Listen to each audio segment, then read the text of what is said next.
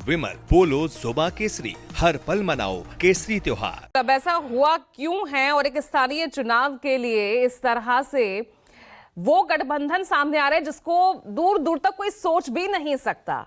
अलग अलग विचारधारा, राहुल गांधी तो कहते थे ना, दो विचारधाराओं से ये देश चल रहा है। अब उन्हीं विचारधाराओं को ताक पर रखकर अब उन्हीं के साथ जो है चुनाव लड़ने, सत्ता, सिर्फ सत्ता हासिल ही तो करना है राजीव। और उसके लिए वो गाना है ना, लव के लिए कुछ भी करेगा। अब ऐसा हो गया है कि भाई सत्ता के लिए कुछ भी करेगा।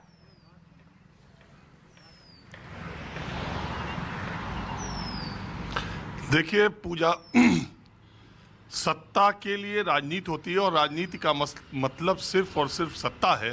ये महाराष्ट्र ने ही शुरुआती दिनों से, अगर मैं इतिहास में जाऊं और शरद पवार से शुरू करूं, तो महाराष्ट्र की राजनीति ने ही देश को ये दशा दिशा दी है कि राजनीति का मतलब सत्ता है और सत्ता के अतिरिक्त कुछ नहीं है। उसको पाने के लिए जो किया जाए वो सब जायज़ है।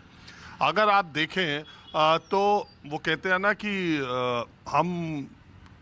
तुम करो तो इवनिंग वॉक, हम करें तो आवारगी। जब बड़े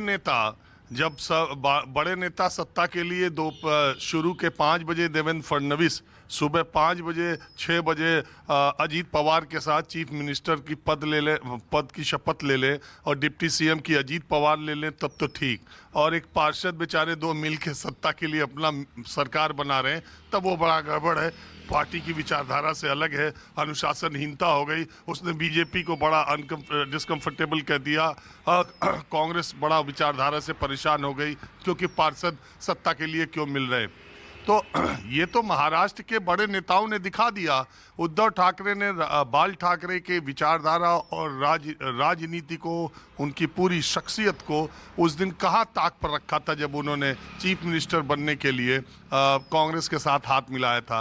कांग्रेस की वो विचारधारा कहाँ गई थी जब कट्टर हिंदुत्व की बात करने वाली शिवसेना, जिसमें बाबरी मस्जिद के विध्वंस का शिवसेना ने जिस तरह से क्रेडिट लिया था, कांग्रेस पार्टी ने उसी शिवसेना के नेता को, उद्धव ठाकरे को, महाराष्ट्र का मुख्यमंत्री बनाने में अपनी भूमिका अदा की। भारतीय जनता पार्टी कहां चली गई थी जब 70,000 करोड़ का आरोप प्रधानमंत्री, गृह मंत्री समेत तमाम बड़े नेताओं ने अजीत पवार पर लगाए थे और उन्हें खूब ताजपोशी के साथ अपने गठबंधन में लेके आज डिप्टी सीएम बनाया हुआ है। तो ये नीचे के कार्यकर्ता ऊपर के चीज़ों को देख रहे हैं कि सत्ता के लिए क्या क्या ना हुआ। एक नाथ शिंदे पहले गोवा गए, पहले सूरत गए, फिर गोवा गए, फिर लौट के आए, चीफ मिनिस्टर बने। और महाराष्ट्र ही वो प्रदेश है जिसमें चीफ मिनिस्टर रहा व्यक्ति डिप्टी सीएम बन जाता है। एक नाथ शिंदे सीएम थे, देवेंद्र फडणवीस डिप्टी सीएम थे। देवेंद्र फडणवीस अब सीएम है, एक नाथ शिंदे डिप्टी सीएम है, नारायण राणे का उदाहरण है। तो महाराष्ट्र ने जब ऊपर के लोग करें तो बहुत अच्छा, तो नीचे के लोग करें तो ये गड़बड़। वो तो ऊपर वालों ने ही ये संदेश हर पार्टी के, बीजेपी के, एनसीपी के, कांग्रेस के, उद्धव ठाकरे के, राज ठाकरे का देखिए 20 साल के बाद दोनों भाई एक हो गए। क्यों? क्योंकि उन्हें मुंबई में अपनी बादशाहत बचानी है। एक कहावत कही जाती थी एक समय, आज के 20-25 साल पहले जब बाला साहब थे, तो कहा जाता था कि बाला साहब के कहने पर मुंबई जाग जाती है, बाला साहब के कहने पर मुंबई सो जाती है। और उन्हीं बाला साहब की लिगेसी को लेकर के ये लोग कहाँ आ गए हैं कि आज अब उस विरासत को बचाने के लिए 20 साल तक बातचीत का संबंध में नहीं था, आज एक साथ संयुक्त प्रेस कॉन्फ्रेंस कर रहे हैं। क्यों? क्योंकि बीएमसी में उनका अस्तित्व, बीएमसी में उनका दबदबा न खत्म हो जाए। कुल मिला के कुर्सी से करेंसी, करेंसी से कुर्सी का खेल पूरे देश में चल रहा है और इसमें कोई भी पार्टी अलग नहीं है। जो सत्ता के साथ नहीं जा सकती है वो उनकी दुखती रग ये है कि उनका अस्तित्व समाप्त हो जाएगा। अदरवाइज विचारधारा की राजनीति हिंदुस्तान से खत्म हो चुकी है।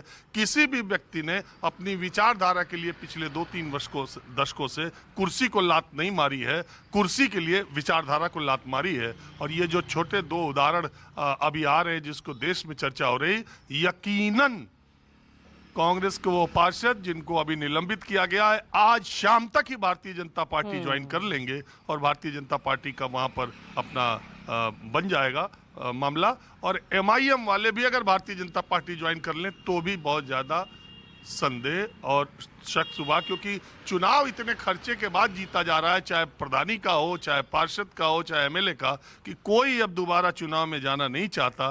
वो सत्ता का भागीदार बन के सिर्फ मलाई खाना चाहता है और जनता लोकतंत्र के नाम पर बिल्कुल मौन है। जनता की सेहत पर भी इस पर कोई फर्क नहीं पड़ता कि सत्ता में कौन है, कैसे बन रहा है, क्या कर रहा है, बस उसे फ्री का क्या मिल रहा है और इस पूरे व्यवस्था में नेता उसके लिए क्या व्यवस्था कर रहे हैं, बस वो भी इतना ही देख रहा है। तो कहावत ये भी कही जाती है पूजा कि जिस देश की प्रजा लालची हो उसका राजा धूर्त हो जाता है।